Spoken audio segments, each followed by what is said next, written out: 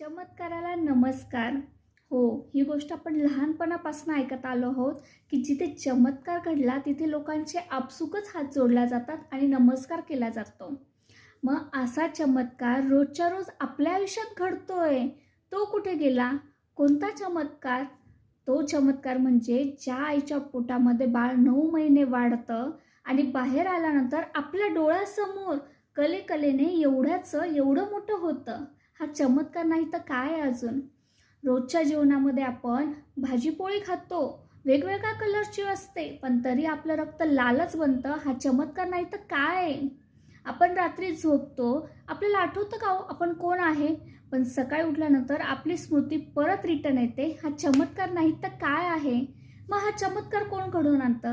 हा चमत्कार भगवंत घडवून आणतो ना. मग त्या भगवंताला रोज आपण नमस्कार नको करायला का? हे का विसरतोय आपण?